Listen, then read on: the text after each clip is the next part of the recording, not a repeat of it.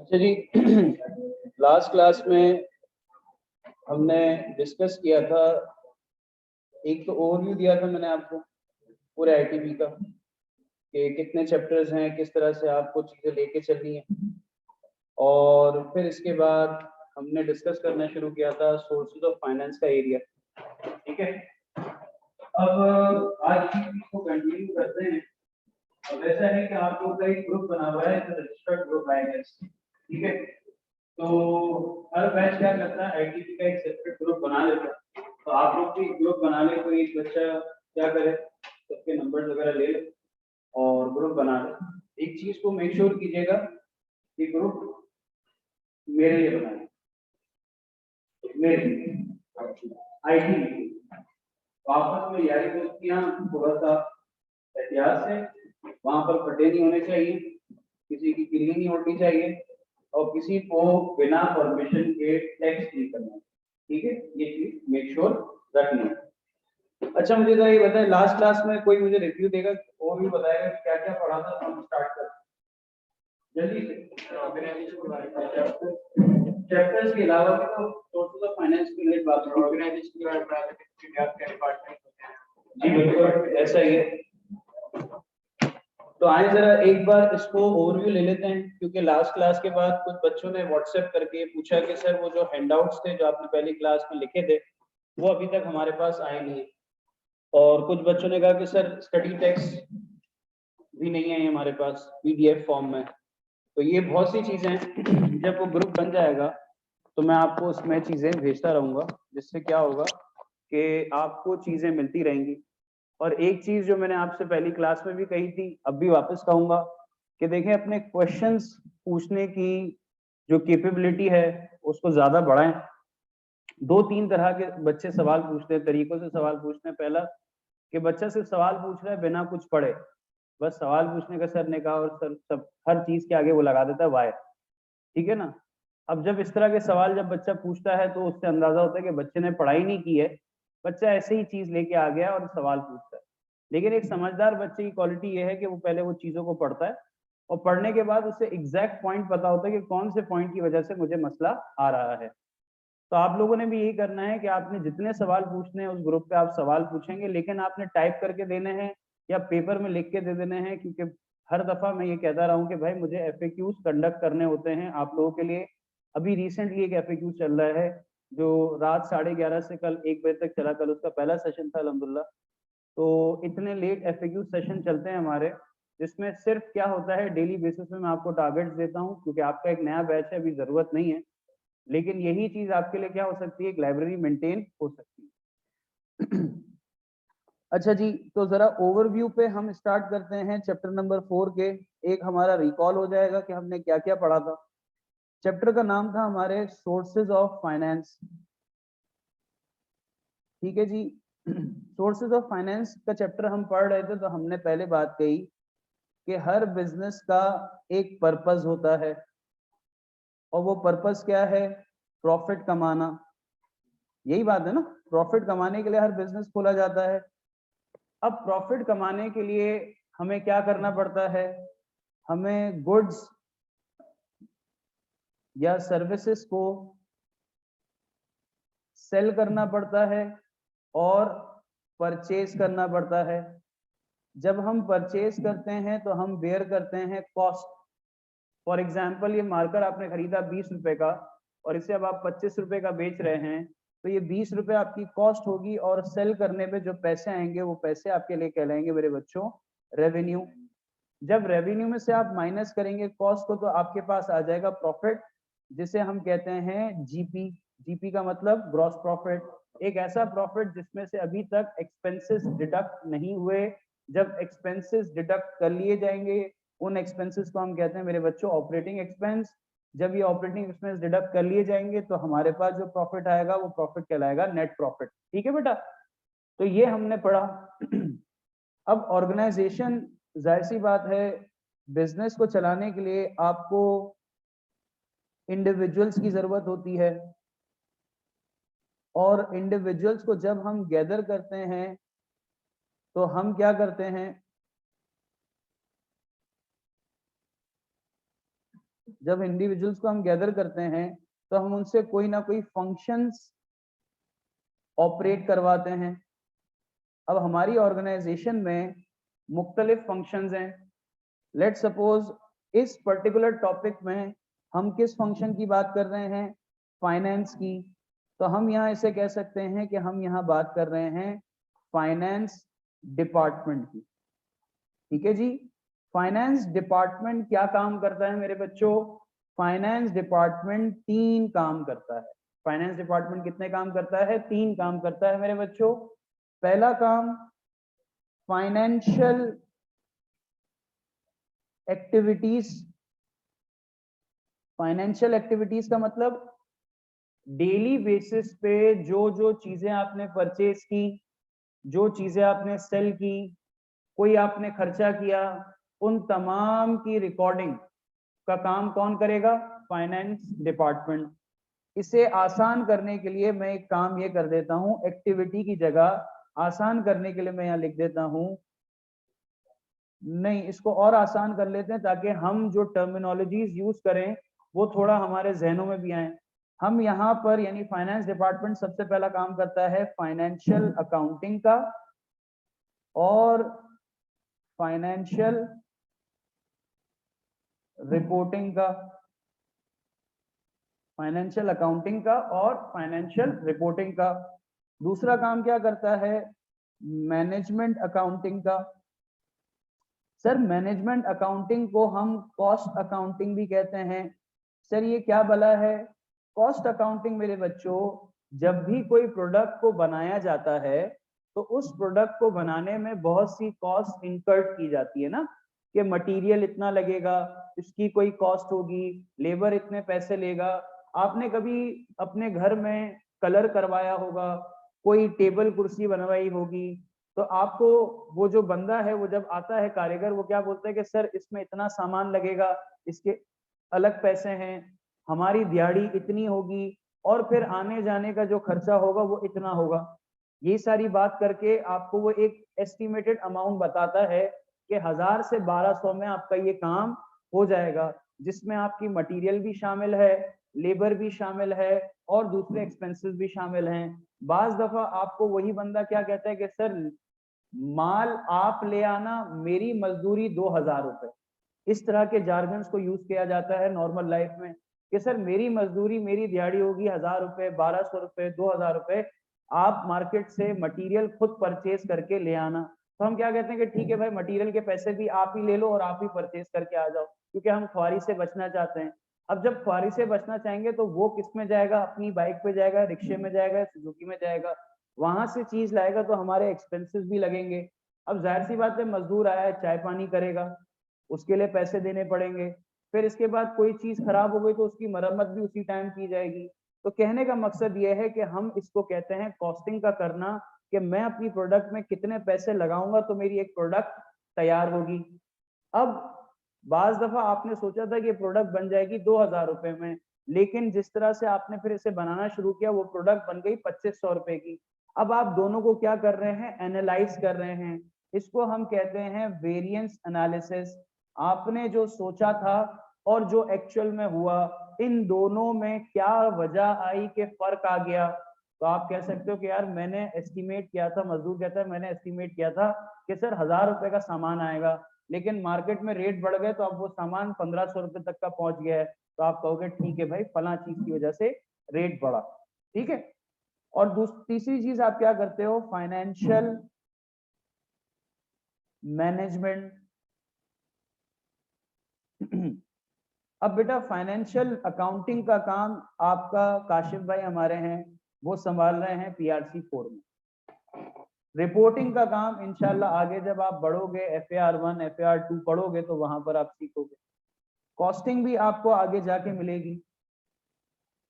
Financial management की proper calculation के लिए हमारे पास एक सब्जेक्ट है MFA के नाम से, लेकिन उस सब्जेक्ट की नॉलेज थ्योरी बहुत छोटे अंदाज में, जिसे हम कहते हैं इंट्रोडक्टरी लेवल, उस सब्जेक्ट का इंट्रोडक्टरी लेवल के लिए हमें ये टॉपिक दिया हुआ है जिसका नाम है सोर्सेज ऑफ फाइनेंस। अब हम जो बेसिकली इस टॉपिक में पढ़ेंगे वो क्या पढ़ेंगे कि फाइनेंस डिपार्टमेंट में हम किस काम को देख रहे हैं, फाइनेंशियल मैनेजमेंट वाले काम को देख रहे हैं। फाइनेंशियल मैनेजमेंट किसे कहते हैं? फाइनेंशियल मैनेजमेंट कहते हैं कि आप अपने पैसों को किस तरह से मैनेज करोगे in terms of raising the fund, in terms of allocating and spending the funds. For example, मुझे एक चीज बनानी है, let's suppose आपका मोबाइल खराब हो जाता है, अब आपका मोबाइल, या आप शॉपिंग पे जाते हो, आप शॉपिंग पे जाते हो तो घर वाले आपको एक अमाउंट देते हैं। अब उस अमाउंट में आप सबसे पहले क्या करते हो, अपने कपड़ों की कैटेगरी बनाते हो कि एक कपड़े होंगे जो रात के टाइम के पहनने के हैं, एक कपड़े जो हैं जो दोस्तों यारों में नॉर्मल क्लासेस में पहनने के हैं, एक हम रखते हैं शादी और इस तरह के इवेंट्स में जाने के लिए। अब आपने अपने फंड को क्या किया, रेज भी करवाया। किससे रेज कराया? अपने फादर से, बड़े भाई से या मदर से, और आपने उसको सोच विचार करके क्या किया, एलोकेट किया कि इतने पैसों में मैक्सिमम यूटिलाइजेशन कैसे हासिल कर सकता हूं। आपकी पॉकेट मनी डेली आपको मिलती है, अब डेली पॉकेट मनी जो आपको मिलती है उसमें आप अपने खर्चे कैसे, कि भाई ये बस का किराया है, ये खाने पीने का है, ये चाय के ढाबे में बैठ गए, ये 2 सुट्टे लगा लिए, ये फला काम हो गया, बाइक पंक्चर, ये सारी की सारी एलोकेशन आप क्यों करते हो? ताकि आपको जो पैसे मिले हैं उससे मैक्सिमम यूटिलाइजेशन मेरे बच्चे आप लोग कर सको, यही बात है। तो अब ऑर्गेनाइजेशन के पास भी पैसे आते हैं, उन पैसों को ऑर्गेनाइजेशन कैसे, किस अंदाज में एलोकेट करे कि बिजनेस को क्या मिले, फायदा मिले। क्योंकि देखो बिजनेस का अल्टीमेट ऑब्जेक्टिव क्या है? प्रॉफिट कमाना। बिजनेस का अल्टीमेट ऑब्जेक्टिव क्या है? प्रॉफिट कमाना। अब देखो इस फाइनेंशियल मैनेजमेंट में हसासियत, सेंसिटिविटी बहुत ज्यादा है, क्योंकि पैसों का रेस करना और उस पैसों को क्या करना, ठीक तरीके से एलोकेट करना। तो मेरे प्यारे बच्चों, जब आपने देखा होगा डॉक्टर्स में एक होता है जनरल फिजिशियन, जो नॉर्मल क्या हर चीज का लेकिन जैसे जैसे सिवियर केस बनता जाता है, सेंसिटिविटी आती जाती है, तो हम क्या करते हैं, सर्जन के पास जाने का या स्पेशलाइजेशन के वाले बंदे के पास जाने का सोचते हैं। इसी तरीके से इन तीनों कामों में सबसे ज्यादा सेंसिटिव काम कौन सा है? ये काम। तो हमें यहाँ पर इस तरीके से बुक ये बात समझा रही है कि फाइनेंस डिपार्टमेंट को संभालने वाला, लीड करने वाला, शिप का कैप्टन कौन होगा? Finance manager. ये फाइनेंस मैनेजर की जिम्मेदारी ये तीनों चीजों को संभालने के अलावा, ये तीनों चीजों को संभालने के अलावा, या मैं इसको रिफ्रेश करूं कि इस फाइनेंस मैनेजर की जिम्मेदारी है इन 3 कामों को संभालना। लेकिन जब मैं कह रहा हूं इन 3 कामों को संभालना, तो बुक ने यही बात को एक अलग अंदाज में बयान की है। वो अंदाज क्या है मैं समझा देता हूं। हमें कहा पहले, जब फाइनेंस मैनेजर ने बोला भाई मेरा काम क्या है, मुझे करना क्या होगा, मुझे जिम्मेदारी क्यों दी हुई है। जैसे आप लोग मेरे पास आए, आप बैच 2 के बच्चे हो, तो मुझे कहा गया कि बैच 2 के बच्चे हैं, तो मैंने कहा कि भाई मेरी जिम्मेदारी क्या है, इनको कोर्स कब तक कंप्लीट करवाना है। तो बोला इनको कोर्स जल्दी कंप्लीट नहीं कराना, लेकिन इनको इतना करवा देना कि हम इस क्लास को बैच 1 के साथ मर्ज कर सकें। उसके अकॉर्डिंग मैंने अपनी एनालिसिस को क्या किया, रिव्यू किया, और मैंने आप लोगों को पढ़ाना शुरू किया। अब ऑब्जेक्टिव, कंपनी का ऑब्जेक्टिव, या मैं कहूं कंपनी से बेहतर वर्ड है ऑर्गेनाइजेशन। ऑर्गेनाइजेशन का ऑब्जेक्टिव क्या है? ऑर्गेनाइजेशन का ऑब्जेक्टिव है बिजनेस प्रॉफिटेबल हो और बिजनेस को क्या मिले, ग्रोथ मिले। क्या कह रहा हूं, बिजनेस प्रॉफिटेबल होना चाहिए और बिजनेस को ग्रोथ मिले। आज एक दुकान है, कल 2 हो गई, एक ब्रांच है, 2 ब्रांच हो गई, ये तमाम चीजें आपकी ग्रोथ है। आप एक प्रोडक्ट बनाते थे, अब 2 प्रोडक्ट बनाने लगे हो, 4 प्रोडक्ट बनाने लगे हो, ये आपकी ग्रोथ है। अब इस ऑब्जेक्टिव को संभालने के लिए हमने किसको अपॉइंट किया? Finance manager. और जब मैं उसे हायर कर रहा था तो मैंने कहा फाइनेंस मैनेजर, आपको हायर करने का प्राइम या प्राइमरी ऑब्जेक्टिव है कि कंपनी की या ऑर्गेनाइजेशन की वेल्थ को इंक्रीज करना, और साथ ही साथ जो इस कंपनी के शेयर होल्डर्स हैं उनकी भी वेल्थ को क्या करना, इंक्रीज करना। ये दो काम आपके हैं। अब ये काम अगर आपने अंजाम नहीं दिए, इसका मतलब ये है कि आपको हायर करने का फिर कोई फायदा नहीं है। तो पहला ऑब्जेक्टिव क्या है कि कंपनी की वेल्थ को, कंपनी की वेल्थ का मतलब है कंपनी प्रॉफिटेबल होगी, कंपनी पैसे वाली हो जाएगी, कंपनी और बिजनेस अपॉर्चुनिटी क्रिएट कर सकेगी। और कंपनी जब प्रॉफिटेबल होगी तो कंपनी के जो शेयर होल्डर्स हैं वो भी प्रॉफिटेबल होंगे, क्योंकि उनको भी फायदा होगा। बात समझ आती है बच्चों? तो बोला ठीक है। अब इस ऑब्जेक्टिव को अचीव करने के लिए फाइनेंस मैनेजर को 3 काम करना लाजमी है। इस ऑब्जेक्टिव को अचीव करने के लिए फाइनेंस मैनेजर को 3 काम करना लाजमी है। वो 3 काम क्या है मेरे बच्चों? पहला, अब यहां मैं लिखूंगा फाइनेंशियल एक्टिविटी। अब मैंने यहाँ फाइनेंशियल एक्टिविटी लिखा, इसका मतलब ये है कि मैं यहाँ पर किस चीज को एज अ फाइनेंस मैनेजर किस चीज को सुपरवाइज करूंगा? इन 2 कामों को, कि मैं ये बात देखूंगा कि मेरा डिपार्टमेंट क्या फाइनेंशियल अकाउंटिंग कर रहा है, क्या उसको रिपोर्ट ठीक तरीके से कर रहा है, आसान कर देते हैं। इस फाइनेंस मैनेजर की जिम्मेदारी है कि वो ये देखे कि उसका डिपार्टमेंट या डेली बेसिस की बिजनेस ट्रांजैक्शन को रिकॉर्ड करता है अपने पास, और ठीक तरीके से उसे प्रेजेंट करता है कि नहीं। उस चीज को देखने का, उस चीज पे फीडबैक देने की जो जिम्मेदारी है वो किसकी है? फाइनेंस मैनेजर की। और इस काम को बुक ने क्या कहा? Financial activity. क्या कहा? Financial activity. डेली बेसिस पे day to day cash inflow और आउटफ्लो को मेंटेन और मैनेज करने की जिम्मेदारी किसकी है? Finance manager. मैं यहां लिखता हूं day to day cash inflow and outflow को मैनेज करने की और मेंटेन करने की जिम्मेदारी किसकी है? मिसाल के तौर पे मेरा बिजनेस चल रहा था, इनिशियल स्टेजेस पे मुझे अपने एम्प्लॉय को देने के लिए सैलरी के लिए पैसे नहीं थे। तो मैंने क्या किया? मैंने अपने फाइनेंस मैनेजर को कहा कि भाई सैलरी का वक्त आ गया है, सैलरी का वक्त आ गया है भाई, पैसे हमारे पास है नहीं। तो फाइनेंस मैनेजर ने कहा जरा सेल्स डिपार्टमेंट वालों से जाके पूछो कि उन्होंने पिछले महीनों में कुछ सेल्स की हैं, जिन लोगों को सेल की है उनसे कब पैसे आने वाले हैं। ठीक है? तो बोला कि अभी उनके पैसे आने में 10 दिन लगेंगे, पहली बात। और तनख्वाह देने का वक्त विद इन 2 to 3 डेज के अंदर आ रहा है। इसका मतलब ये काम, ये सोर्स तो पॉसिबल नहीं है। एक और काम करते हैं कि भाई हमारे पास कोई ऐसा एसेट है जो पुराना खस्ता हालत में, उसे बेच दिया जाए और बेच के जो पैसे हैं उससे हम तनख्वाहें दे दें। तो बोला सर हमारे पास एसेट तो मौजूद हैं, लेकिन जब हम इसे बेचने जाएंगे तो उतनी अमाउंट नहीं आएगी जिससे हम खर्चा उठा सकें। इसका मतलब ये भी एक सोर्स बन सकता था, लेकिन अनफॉर्चुनेटली नहीं बना।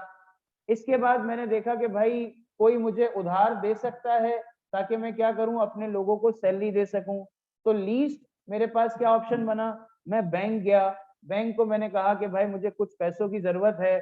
बैंक ने कहा कब तक लौटाओगे? तो मैंने कहा कि भाई विद इन 1 ईयर मैं इस पैसे को लौटा दूंगा। तो आपने उससे पैसे लिए और पैसे लेके किसको दे दिए? अपने एम्प्लॉय। ये पूरा तरीकेकार आपने समझा? ठीक है जी। तो यहाँ पर डे टू डे, अब देखो मिसाल के इसको एक और अंदाज से समझते हैं। अब आप कारोबार जब करते हो तो आपने देखा होगा कि आपकी कोशिश होती है कि हर काम खुद कर लिया जाए इनिशियल बेसिस पे, और हर काम खुद करने की आपको जरूरत क्यों पड़ती है? क्योंकि आपको आपकी कॉस्ट को मेंटेन करना पड़ता है। जितने ज्यादा एम्प्लॉयज इनिशियल डेज में रख दिए उतना ज्यादा खर्चा बढ़ जाएगा। तो आप क्या कहते हो कि जितना काम मैं कर सकता हूं मैं कर लेता हूं, जहां मेरी लिमिटेशन से बाहर चीज चले जाएगी मैं क्या करूंगा? एम्प्लॉय रख लूंगा।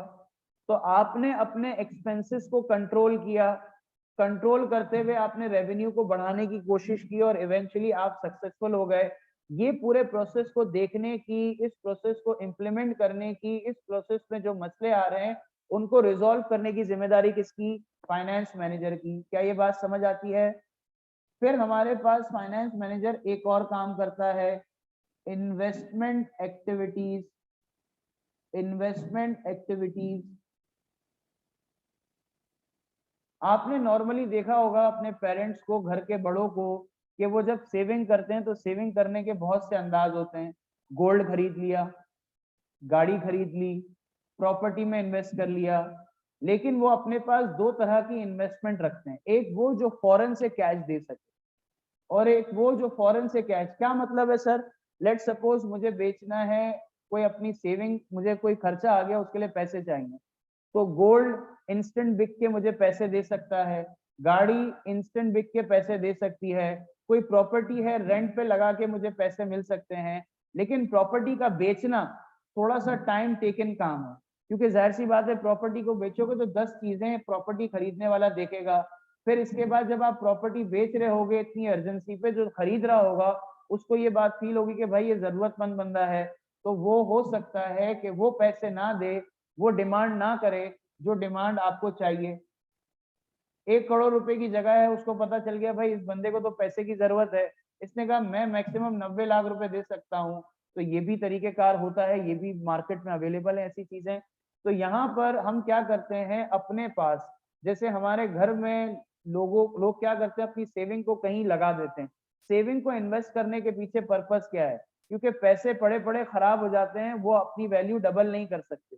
अगर आज 1,000 रुपए का नोट मैंने तकिए के नीचे रख लिया और साल के बाद निकाला तो वो 2,000 नहीं बन जाएगा। मैं क्या करूंगा कि मैं किसी को दे दिया और मैंने कहा कि भाई मुझे इसमें क्या करो, इंटरेस्ट दे दो। अब वो 10 रुपए का भी इंटरेस्ट है साल के एंड में, या 100 रुपए का भी है, तो साल के एंड में आपके 1,100 रुपए तो बन गए। तो इसी तरीके से बिजनेस में जो हमारा फाइनेंस मैनेजर है वो इन चीजों को भी लुक आफ्टर करता है कि मैं अपने पैसों को, कंपनी के पैसों को कहाँ इन्वेस्ट करूं जिससे मुझे बेहतर से बेहतर रिटर्न आ सके। जब मैं बात करता हूँ इन्वेस्टमेंट अपॉर्चुनिटीज की कि मुझे कहाँ कहाँ इन्वेस्टमेंट करना चाहिए, तो मेरे पास बॉन्ड्स का रास्ता मिलता है। मेरे पास रास्ता मिलता है कि मैं बैंक में क्या करूं, डिपॉजिट करवा दूं। मैं क्या करूं, मैं लेट सपोज करेंसी ले लूं जिसे हम कहते हैं मनी मार्केट। मैंने डॉलर्स परचेज कर लिए, डॉलर्स का रेट आजकल बढ़ रहा है, तो मैंने क्या किया, आने वाले वक्तों में जो 10-15 रुपए 20 रुपए बढ़ेंगे, बेच के मैं क्या करूंगा, अपने पैसे रिकवर कर लूंगा। या फिर आप क्या करते हो, किसी कंपनी के शेयर्स खरीद लेते हो, शेयर्स परचेज कर लेते हो। अब बात सारी ये है मेरे बच्चों कि जब आपके पास इतनी सारी अपॉर्चुनिटी है तो ये तमाम अपॉर्चुनिटीज को आप किस तरह से एनालाइज करोगे? आप एनालाइज करोगे on the basis of risk and return. Reward भी सही वर्ड है बेटा। जितना ज्यादा रिस्क उतना ज्यादा रिटर्न, जितना कम रिस्क उतना कम रिटर्न। ये आपको बात पता है। सीए अगर आपको बहुत ज्यादा रिटर्न दे सकता है तो बेटा इसका रिस्क भी बहुत ज्यादा है कि एंड तक पहुंच सकते हो कि नहीं। आ तो जाते हैं, बाहर नहीं निकलते। या तो आप धक्के खा के बाहर निकलोगे या आप खुशी खुशी बाहर निकलोगे। तो खुशी खुशी बाहर निकलने के लिए ना आज से इंसान का पुत्र बनना पड़ेगा। ठीक है, वो आहिस्ते आहिस्ते समझ आ जाएगी, सारी बातें समझ आ जाएंगी इंशाल्लाह वक्त के साथ साथ। लेकिन देखो जैसे जैसे बनी इसराइल की कौम गुजरी तो लोग क्या करते थे, उनकी मिसालें देते, भाई एक कौम ऐसी गुजर चुकी है जिस पर अल्लाह का अजाब आया था। तो बेटा आईकैप में भी जो बैचेस हर दफा आते हैं तो पुराना बैचेस, पुरानी कौमें, तो उनपे आईकैप का अजाब आ चुका है उनकी अपनी गफलत की वजह से।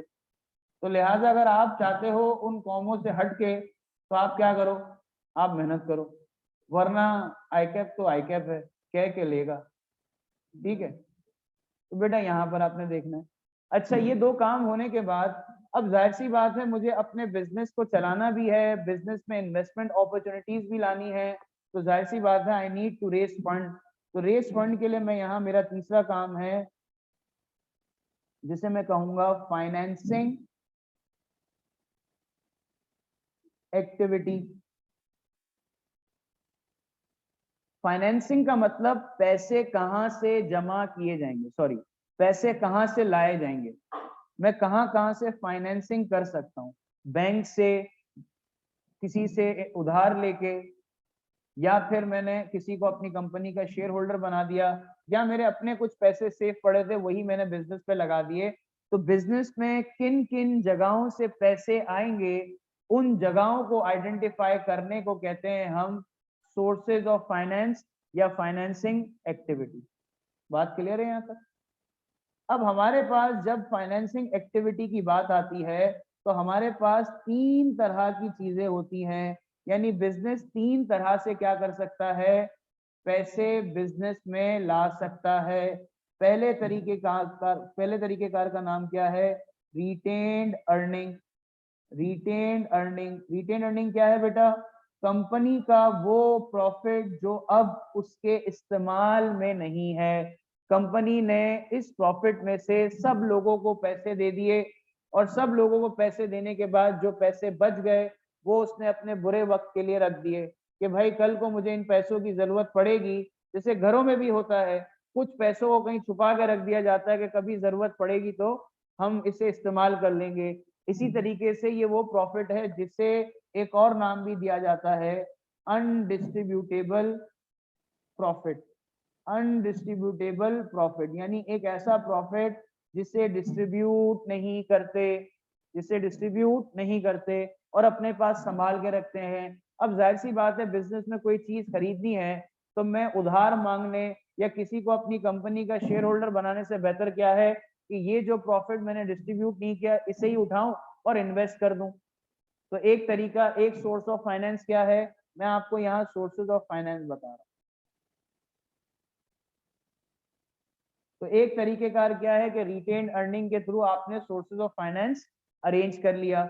लेट सपोज आपको पैसों की बहुत ज्यादा जरूरत है, तो अब आपके पास एक दूसरा ऑप्शन है मेरे प्यारे बच्चों जिसे हम कहते हैं जबरदस्त बेटा, डेट फाइनेंसिंग। डेट फाइनेंसिंग का मतलब कि मैंने पैसा जमा किया, पैसे बिजनेस में लाया, लेकिन किस अंदाज में, उधार मांग के। अब वो बैंक हो, we have multiple areas that we will be talking about, लेकिन at this stage you need to consider कि भाई एक तरीकेकार क्या है, उधार मांग के कारोबार करना। ठीक है, उधार मांग के कारोबार करना अच्छी बात है बुरी बात है? कौन कौन कहता है अच्छी बात है? आप उधार लेके कारोबार करो अच्छी बात है? हाथ खड़ा, टूंडे हो क्या? कौन कहता है बुरी बात है? बाकी जो हाथ नहीं उठा रहे किसी चीज में वो कहाँ, कौन सी मखलूक है? किसी में भी नहीं आते वो। देखो बेटा, ये चीज इंशाल्लाह जो आपसे मैंने अभी सवाल पूछा, ये सवाल इस चैप्टर से बहुत से लोगों ने पूछा कि भाई अगर मुझे बिजनेस स्टार्ट करना है तो मेरे लिए कौन सी पॉसिबल, कौन सी बेस्ट सिचुएशन होगी कि मैं अपने पैसे लगाऊं रिटेन अर्निंग, या मैं डेट से फाइनेंसिंग करूं, या मैं शेयर होल्डर बनाऊं। इसी सवाल का जवाब देने के लिए हमारे पास इस चैप्टर के अंदर एक थ्योरी है जिसे हम कहते हैं पैकिंग ऑर्डर थ्योरी। ठीक है, ये थ्योरी इसीलिए यहाँ पर दे दी गई कि मेरे बच्चों, जैसे आपको मैंने सवाल पूछा और कुछ लोग कंफ्यूज थे कि मैं क्या बोलूं, इसी तरीके से बहुत से लोग कंफ्यूज थे और इस चैप्टर से जब सवाल किया तो उसने एक थ्योरी इंट्रोड्यूस की, उसका नाम है पैकिंग ऑर्डर। पे इस चैप्टर के सबसे आखिरी पेज पे ये थ्योरी लिखी थी। अच्छा जी, एक और तरीकेकार क्या है हमारे पास, इक्विटी फाइनेंसिंग। इक्विटी फाइनेंसिंग क्या होती है बेटा कि मेरे कंपनी के जो शेयर्स हैं वो मैं करूं जनरल पब्लिक में। मिसाल के तौर पे मैं कहता हूं कि यार मुझे लैपटॉप खरीदना है और मुझे ये लैपटॉप की प्राइस है लेट सपोज 2 लाख रुपए, मेरे पास 50,000 रुपए अपने जाती थे, रिटेन अर्निंग लगा दिए, अब कितने चाहिए, 1.5 लाख। फिर 50,000 रुपए मैंने इस भाई से मांग लिए, इसने मुझे बोला भाई ये ले लें, अब मेरे पास अब भी पैसे की जरूरत है 1 लाख रुपए की, तो मैंने आप बैच 2 वालों को कहा कि भाई मुझे 1 लाख रुपए की जरूरत है, कौन कितने पैसे दे सकता है? तो जो जितने पैसे देगा उस हिसाब से वो इस लैपटॉप का क्या बन जाएगा? ओनर बन जाएगा। तो इसको कहते हैं शेयर होल्डर। जब वो पैसे दे और किसी चीज का ओनर बन जाए, उन चीजों को हम क्या कहते हैं? शेयर होल्डर कहते हैं। ठीक है, कंपनी के पर्सपेक्टिव की बात कर रहा हूं। तो बेटा ये 3 तरीके कार हैं। इसमें कोई बच्चा ऑनलाइन वालों में से किसी को कोई मसला हो तो प्लीज पूछ लें भाई। जी मेरा बेटा। ग्रॉस प्रॉफिट और नेट प्रॉफिट, देखो मेरे बेटे, ग्रॉस प्रॉफिट एक ऐसा प्रॉफिट, देखो रेवेन्यू है 1,000 रुपए का। इस रेवेन्यू में बहुत सी चीजें शामिल हैं, जिसमें से 2 चीजें पहली प्रायोरिटी पे हम देखेंगे अभी। एक, कॉस्ट, इतना कमा तो लिया लेकिन जो चीज बेची उसे कितने में खरीदा था? लेट सपोज मैंने उसे खरीदा था 500 में, तो अब मेरे पास जो प्रॉफिट बच जाएगा वो प्रॉफिट कहलाएगा जीपी। यानी ये वो प्रॉफिट है जिसमें से अभी तक मैंने कौन से एलिमेंट को डिडक्ट किया है? कॉस्ट के। अब जाहिर सी बात है, बिजनेस में ऑपरेशन भी होते हैं, उनके एक्सपेंसेस भी होते हैं। जब मैं इस पर्टिकुलर जीपी में से ऑपरेटिंग एक्सपेंस, जो कि लेट सपोज 300 रुपए हैं, मैंने डिडक्ट किए, तो अब ये वो प्रॉफिट बन जाएगा कि भाई इसमें से सारी वैल्यू डिडक्ट हो गई है, लेकिन आगे जाके इसमें थोड़ा सा चेंज आएगा। वो चेंज मैं आपको वक्त के साथ बताऊंगा, लेकिन अभी फिलहाल समझने के लिए कि ये प्रॉफिट अब कौन सा प्रॉफिट कहलाएगा? एनपी। सवाल आ रहे हैं बच्चों के, जरा एक बार देख लिया जाए। फाइनेंसिंग एक्टिविटी दोबारा बता दें, पेकिंग ऑर्डर थ्योरी बता दें, इक्विटी फाइनेंसिंग परसेंटेज में मेजर होती है सर? बिल्कुल मेजर होती है बेटा। डेट फाइनेंसिंग रिपीट कर दें। ठीक है बेटा, मैं चीजें रिपीट कर रहा हूं। अब अगर यहां से भी कोई बच्चे का यही सवाल हो तो वो आप फिर से पूछें। बेटा जब भी फाइनेंसिंग का मतलब क्या? पैसे कहां से जमा किए जाएंगे। जमा का मतलब पैसे कहां से लाए जाएंगे कारोबार में। अगर मैं उधार मांग के ला रहा हूं तो वो क्या कहलाएगा? Debt finance. और अगर मैं अपनी किसी, जिस चीज को मैं खरीद रहा हूं, मैंने लैपटॉप अभी खरीदा नहीं है, खरीदना है, उसके लिए मैं पहले पैसे कलेक्ट कर रहा हूं, तो इसे कहूंगा सोर्सेज ऑफ फाइनेंस, कि ये चीज खरीदने के लिए मैं कहां कहां से पैसे कलेक्ट कर रहा हूं। तो पहला क्या था? मैंने अपने पैसे लगा दिए, रिटेन अर्निंग। दूसरा क्या था? मैंने उधार मांग लिया, जिसे मैं कहूंगा डेट फाइनेंसिंग।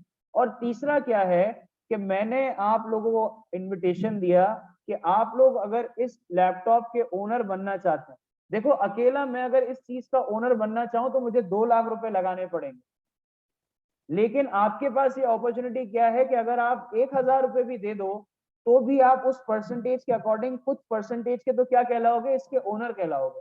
तो ये एक अट्रैक्टिवनेस है कि जब आप किसी कंपनी के शेयर्स खरीदते हो तो इवेंचुअली आप उस कंपनी के एज अ ओनर बन जाते हो। अब जाहिर सी बात है, एक बंदे ने 1,000 रुपए दिए हैं और एक बंदे ने मुझे 80,000 रुपए दिए हैं, तो ये जो ओनर के अंदर प्रायोरिटी बेसिस होगी, तो मैं दोनों को सेम ट्रीट तो नहीं कर सकता। तो मैं कहूंगा कि भाई क्योंकि उस बंदे ने मेरी इस प्रोडक्ट के लिए ज्यादा ओनरशिप ली है, तो लेट सपोज 2 बंदे मुझे कहते हैं कि भाई इसने 80,000 दिए, इसने 1,000 दिए। अब ये लैपटॉप यूज करने के लिए आएंगे, तो मैं किसको पहले प्रायोरिटाइज करूं? जिसने 80,000 दिए। तो मैं परसेंटेज, ये पूरे 100% में से आप कितना एक्वायर करते हो, ये परसेंटेज। पैकिंग ऑर्डर थ्योरी भी मेरा बेटा बता देता हूं कि मैं अपने कारोबार करने के लिए अपने पैसे, जाती पैसे को लगाऊं, उधार लेके लगाऊं, या फिर लोगों को शेयर होल्डर बना के। शार्क टैंक देखा है? किस किस ने देखा है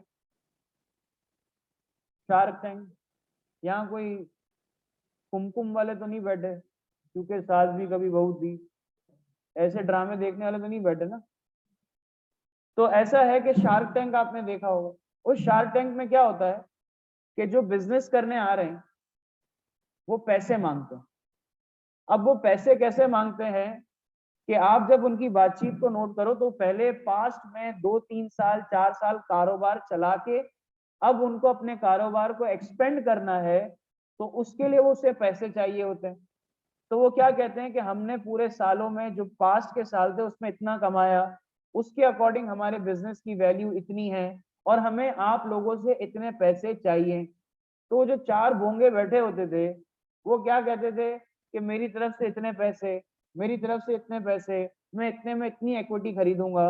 यानी कहने और अच्छा वो ये भी कहते थे कि हमें इतनी इक्विटी इसलिए चाहिए क्योंकि हम आपके बिजनेस के स्ट्रक्चर को क्या करेंगे, बेहतर करेंगे। यानी जितनी ज्यादा इक्विटी होगी से करने में, यानी उनके जब बात होगी तो उनकी बात को अहमियत ज्यादा दी जाएगी क्योंकि उन्होंने बिजनेस में इक्विटी ज्यादा दी है।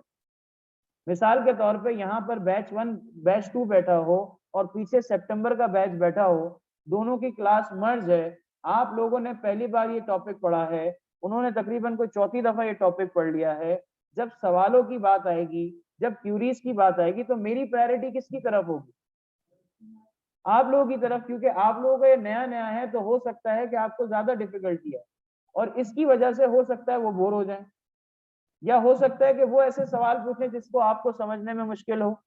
इसलिए ये चीज ना हो, इसलिए हमने क्या किया, प्रायोरिटी दो अलग अलग बैच बना के मर्ज करेंगे, लेकिन लाइक विथ लाइक, जैसे आप लोग हो वैसे ही किसी बैच के साथ मर्ज कर दिया जाए ताकि लोग, उनकी भी फाउंडेशन नहीं बनी हुई, आपकी भी फाउंडेशन नहीं बनी हुई।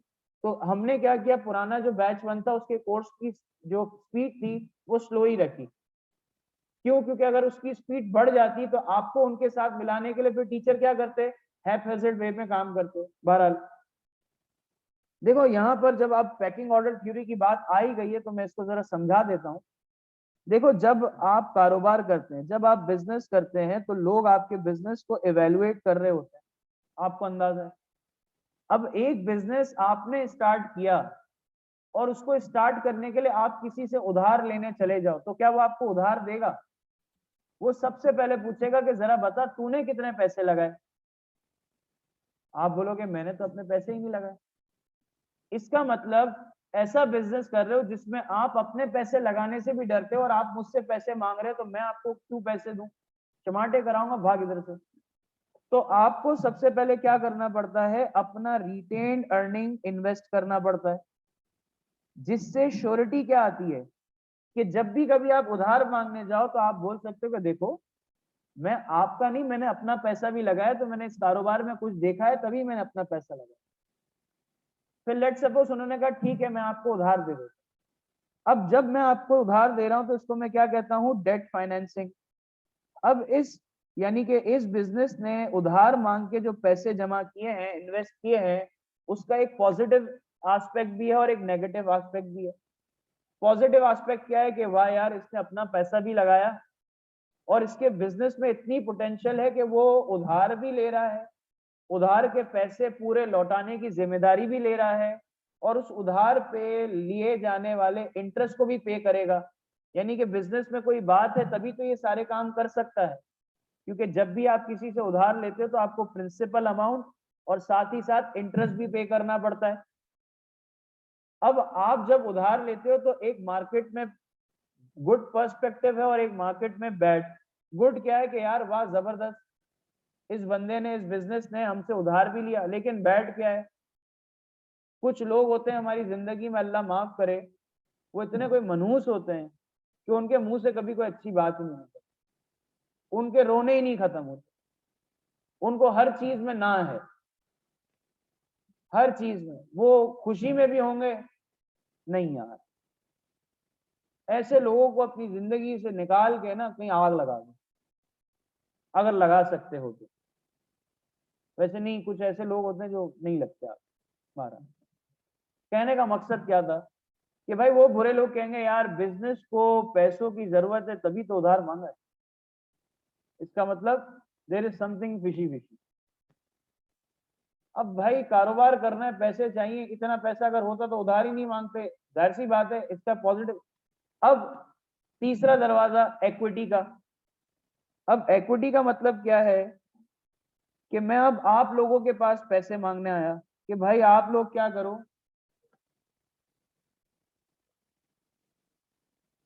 शायद बेटा बहुत आगे बढ़ गए, थोड़ा सा हल्का हो, साथ साथ चलने में कोई मसला है, लेके जा रहा हूँ ना पूरे sources of finance. Lease financing वगैरह भी बहुत आगे निकल गए चंदा, वापस आ जाओ, जिस रिक्शे में बैठ के आगे गए थे उसको बोलो पीछे ले ले, ठीक है, ज्यादा आगे नहीं भागते ना बेटा। तो कहाँ थे भाई, एक्विटी फाइनेंस। तो एक्विटी फाइनेंस में क्या, मैं आप लोगों के पास आया, अब आप में से बहुत से अच्छे लोग होंगे जो क्या कहेंगे, यार वाह एक अपॉर्चुनिटी आई, यानी इस बंदे ने अपने पैसे भी लगाए, उधार भी लेके उसको भी पे करेगा, और इस बिजनेस में इतनी पोटेंशियल है कि वो अब हमसे भी पैसे लेगा और हमें भी रिटर्न देगा in the form of dividend. लेकिन आप में से कुछ होंगे बेवा औरतें, ठीक है, मर्द भी होते हैं भाई, मर्द भी बहुत रोना करते हैं, अल्लाह माफ करे, तो कुछ ऐसे होंगे तबाह हो गया बर्बाद हो गया वाले लोग, वो क्या कहेंगे, इसका मतलब क्या है कि उधार लेने के बाद भी बिजनेस कामयाब नहीं हुआ तो हमसे मांगने आ गया। अल्लाह गारत करे ऐसे लोगों को, और क्या कहेंगे। तो ये किसी चीज में खुश नहीं है, इसमें शायर कहते हैं इन्हें सोने का कटोरा भी दे दिया जाए तो ये भीख मांगेंगे, ठीक है, तो ये बात है भाई। तो हम यहाँ पर इक्विटी फाइनेंस, अब इन तीन चीजों में मैं किसको चूज करूंगा या तीनों को चूज किस अंदाज में करूं, तो उसके लिए करनी पड़ती है एनालिसिस। कि जाहिर सी बात है जब मैं उधार किसी से लूंगा तो मुझे उसे पे भी करना पड़ेगा, लाख रुपए उधार लिया तो मुझे उसे लाख रुपए भी लौटाना है और मुझे उसका इंटरेस्ट भी लौटाना है। शेयर होल्डर से पैसे लिए तो उसमें क्या होगा, मुझे डिविडेंड देना पड़ेगा, और दूसरी बात वो शेयर होल्डर मेरे ओनर बन जाएंगे, ओनरशिप की बाइफिकेशन आ जाएगी, यानी पहले तो मैं ही ओनर था, अब मुझे मल्टीपल ओनर्स बनाने पड़ जाएंगे, तो ये एक बड़ा मसला। तो इसमें फिर जब इक्विटी फाइनेंस में हम जाएंगे इंशाल्लाह, तो वहां पर हम पढ़ेंगे दो तरह के शेयर होल्डर्स होते हैं, एक वो ऑर्डिनरी, एक कहलाते हैं प्रेफरेंस, एक ऑर्डिनरी और एक कहलाते हैं प्रेफरेंस, लिख देते हैं। शेयर होल्डर्स की हमारे पास दो किस्में हैं, एक है बेटा ऑर्डिनरी जिसे हम कॉमन स्टॉक भी कहते हैं, और एक होते हैं प्रेफरेंस। इन दोनों की डिटेल अपने वक्त मुकर्ररा पे आएगी, लेकिन अगर किसी को चुल है तो मैं समझा देता हूं। अच्छा अच्छा, ऐसा है, प्रेफरेंस और ऑर्डिनरी में एक लेमैन अंडरस्टैंडिंग ली, मैं इसके पास जाता हूं, मैं कहता हूं मेरी कंपनी के शेयर खरीद ले, तो कहता है ठीक है मुझे क्या मिलेगा, मैं बोलूंगा देख फायदा यह है कि तुझे डिविडेंड दूंगा, तुझे मेरी कंपनी में जब भी मेजर डिसीजंस लिए जाएंगे उसमें तुझे मैं बुलाऊंगा और तुझसे मशवरा करूंगा,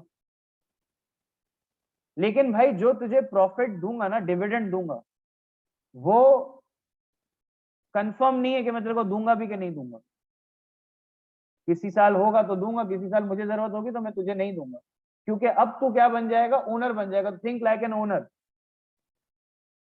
तो ये क्या बोलेगा कि ठीक है, जब मैं मशवरे दे रहा हूं तो मुझे, बाज लोग होते हैं ना जो फायदा पैसों का नहीं देखते, लेकिन वो क्या कहते हैं मेरी से है, तो वो अपनी से के लिए क्या कर लेते हैं कि भाई मैं ऑर्डिनरी शेयर होल्डर बनना चाहता हूँ। बराबर में ये भाई साहब बैठे, इसने बोला यार क्या बेवकूफ है, से गई चूल्हे में पैसे मांगता है अपने को, इसने बोला कि भाई मैं प्रेफरेंस वाला ऑप्शन चूज करूंगा, मुझे आपके कोई बिजनेस का पार्ट, ऐसा पार्ट नहीं बनना डिसीजन मेकिंग का, बस आप मेरी पेमेंट फिक्स कर दो। तो हम इसमें इंशाल्लाह पढ़ेंगे वो कौन सी सिचुएशंस होती हैं जिसमें हम ऑर्डिनरी शेयर होल्डर्स पे बात करते हैं, यानी कि प्रेफरेंस शेयर होल्डर्स कब आते हैं मार्केट में, ये तमाम चीजों के बारे में हम बात करेंगे। अच्छा सवाल आया है पीसीसी का, बेटा ये आपके नाम में कोई मसला है, जीपी और ओपी समझ नहीं आया है?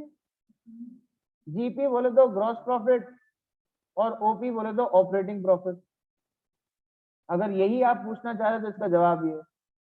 यार मैं बहुत से बच्चों को देखता हूँ जूम में अपने आप को सेशन ज्वाइन करते हैं, नाम अपना क्यों बेटा, नाम क्यों हम अच्छा नहीं रख सकते अपना, अल्लाह माफ करे, कल मेरे रात को एफएक्यू सेशन में कायदे आजम आए थे, मैंने बोला वाह, मैं आपका आना कैसे हो गया, मुझे बुला लेते। तो हमने कल कायदे आजम की जियारत की, और अल्लाह माफ करे उन्होंने कुछ सवालात ऐसे पूछे कि फिर मजबूरन उनको क्लास से निकालना पड़ा, क्योंकि जाहिर सी बात है वो मस्ती करने के लिए बच्चे जब आते हैं उल्टे सीधे नाम से, तो वो फिर बाद में उस बच्चे ने बोला सर मैं था। मैं कहा बेटा तू कल दिन में मिल, तुझे 14 नुकात सुनाने मैंने, ठीक है। तो ऐसे बच्चे हमारे होते हैं माशाल्लाह। तो ये चीज बेटा यहाँ तक सारी बातें क्लियर है, कोई मसला तो नहीं? जी मेरा बेटा, कंपनी जो कमाती है उसे प्रॉफिट कहते हैं। उस प्रॉफिट को जब शेयर होल्डर में उनकी शेयर होल्डिंग के हिसाब से डिस्ट्रीब्यूट किया जाएगा, उस डिस्ट्रीब्यूशन की अमाउंट को कहेंगे डिविडेंड। क्लियर है बेटा बात? एक मेरी हम्बल रिक्वेस्ट है, जरा ये पेज नंबर 1 आज ग्रुप बना लेना।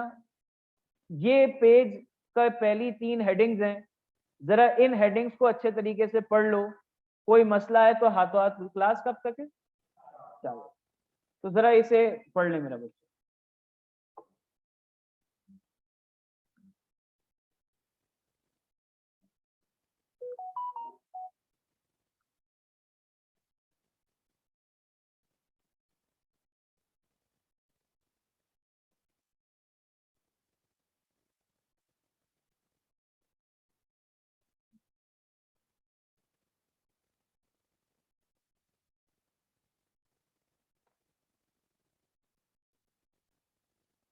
और हाथों हाथ कोशिश करो कि ग्रुप भी बना लें। ग्रुप नहीं, हाँ हर सब्जेक्ट के अलग अलग। मैं अपना नंबर यहाँ शीट पे लिख देता हूँ, ठीक है भाई। कोई उल्टे सीधे मैसेज नहीं करना, ब्लॉक कर दूंगा मैं।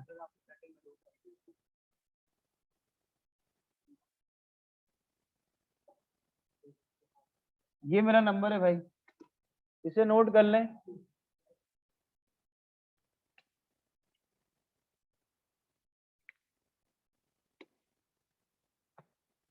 ठीक है जी, ग्रुप बना ले हाथों हाथ, ताकि मैं बुक आप लोगों को शेयर कर सकूं। जी तू बड़ा बना हुआ है जेंटलमैन। जी बेटा क्या हो गया, क्या हो गया? टेंशन में क्यों? किस चीज का?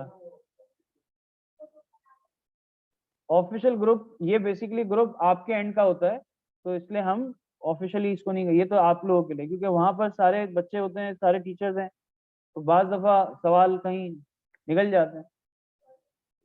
बहरहाल मैं समझा ही नहीं फिर। तो इस मेरी अवेलेबिलिटी 24/7 है। बच हैं नहीं, किसने बोला? बहरहाल मेरी अवेलेबिलिटी 24/7 है, टेंशन नहीं लो। आप लोग मैसेज कर देना, मैं इंशाल्लाह देखभाल के जवाब दे दूंगा। जवाब इंशाल्लाह जल्दी आ जाएगा। हाँ उस कैटेगरी में नहीं आना जहां मैं कटाने की नौबत में आ जाऊं। तो इंशाल्लाह अच्छे अच्छे रहेंगे तो, वैसे किसी को आज तक कटाया नहीं है। आप जितना सवाल पूछना चाहे पूछ लें, आप पूछ लिया करें। आप रात में पढ़ने के कन्वीनियंट हैं, लेकिन प्लीज आप लोगों के सवाल अच्छे होने चाहिए। रात के टाइम पे सवाल अच्छे करें। एक बच्चे ने फोन किया, बल्कि फोन नहीं किया, पहले एक बच्चे ने 2:30 बजे मैसेज किया सलाम, वालेकुम सलाम। फिर पौने घंटे के बाद मैसेज आया सर आप नाराज हैं। मैं कहा तेरे से क्या बात करूं बेटा, तुमने सलाम बोला, मैंने वालेकुम सलाम बोला, अब आगे बात कर। नहीं सर आप बात ही नहीं करते। मैं कहा बेटा मैं तेरे से वैसे सवाल पूछ, सर फोन करके पूछ लूं, बहुत अर्जेंट है। मैं कहा पूछ। बोला सर पोर्टल नहीं चल रहा है। मैं कहा अच्छा, दो भाई अपनी ईमेल आईडी पासवर्ड दो। तो आपने देखा होगा ईमेल आईडी पासवर्ड को जब आप व्हाट्सएप से कॉपी करके कहीं पेस्ट करते हो तो वो अपने साथ एक स्पेस लगा देता है, तो स्पेस को हटाया मैंने, बोला चल गया। तो मैंने उससे, ये जब बातें चल रही थी तकरीबन कोई 3:45 का वक्त हो रहा था, तो मैंने बोला बेटा इस ईमेल से पहले स्पेस आएगा उसको डिलीट कर देना, आपका पोर्टल चल जाएगा। तो 6:30 बजे मैसेज आता है सर चल गया, थैंक यू सो मच। यानी मैसेज करने के बाद आप लोग करते हो आराम और टेंशन देते तो हमें। तो ये थोड़ा सा भाई थोड़ा देख लेना। सलाम वालेकुम सलाम, कोई नाराजगी नहीं है, सवाल डायरेक्ट पूछो जवाब लो, अल्लाह अल्लाह खैर चल रहा है, ठीक। बस ज्यादा मैं, मेरी कोशिश होती है कि मैं स्ट्रेट 3-4 घंटे 5 घंटे नहीं सोऊं, वैसे तो 3 घंटे ही सोते हैं, लेकिन बिट्स एंड पीसेस में आधे आधे घंटे का इन 24 घंटों में नैप ले लेके, उससे मैं काफी इफेक्टिव रहता हूँ। एक साथ सोते हैं ना तो फिर वो सुस्ती हो जाती है, तो आधे आधे घंटे का दोपहर के टाइम पे या फिर किसी शाम के टाइम पे नैप ले लिया तो हाँ यार रिलैक्स हो गया। आधा घंटे का नैप बहुत होता है, आधा घंटा है ना, तुझे क्या करना है? आधे घंटे की तो फिक्र ऐसे हो रही है तू लोरी सुनाएगा मुझे, तू चिल रहे। हाँ यार वो जो मैंने ऑनलाइन सेशन स्टार्ट किया है, अच्छा एक काम करें, आपको ये स्क्रीन पे मेरा नंबर दिख रहा है, काइंडली इस पे व्हाट्सएप करें, मैं आपको उस ग्रुप में ऐड कर लूंगा जिस सेशन में आपको पार्टिसिपेट करना है, ठीक है? हिबा बेटा ये पढ़ लिया, इसमें एक एग्जांपल लिखी हुई है आईटी डिपार्टमेंट की, नहीं समझ आया समझा देते हैं। देखो सबसे पहले आपको पढ़ाया कैसे जा रहा है, फाइनेंशियल मैनेजमेंट क्या है, एक आर्ट है, एक साइंस है। जिस साइंस को और आर्ट को सीख के हम क्या समझते हैं कि हम अपने कंपनी के फंड्स को किस तरीके से मैनेज करेंगे ताकि हम अपने गोल्स एंड ऑब्जेक्टिव को क्या कर सकें, फुलफिल कर सकें। इस साइंस में, इस आर्ट में हम क्या काम सीखते हैं, कैश फ्लो की मैनेजमेंट और डेटा को एनालाइज करना, कि मैं क्या देख के ये डिसीजन लूंगा कि मुझे अभी खर्चा करना चाहिए कि नहीं। इसको समझाने के लिए आगे बात कही गई है कि जो पैसे आपके पास आते हैं, जो पैसे आप कमाते हैं, उन पैसों को कमाने के बाद आपने ये देखना है कि किस तरीके से उन्हें बेस्ट एलोकेट किया जाए ताकि जिन चीजों में आप एलोकेट कर रहे हैं उससे ऑप्टिमम मैक्सिमम यूटिलाइजेशन हासिल की जा सके।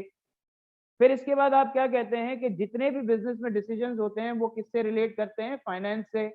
इसकी एग्जांपल दी कि लेट सपोज मैंने इस भाई को बोला कि भाई सेल कर लो, ये पेन बेच के आओ। अब ये शाम में पेन बेच के आया और भरम मार रहा है 10,000 पेन बेच दी। अच्छा भाई पैसे कहाँ है? बोला वो तो सर क्रेडिट पे बेची मैंने।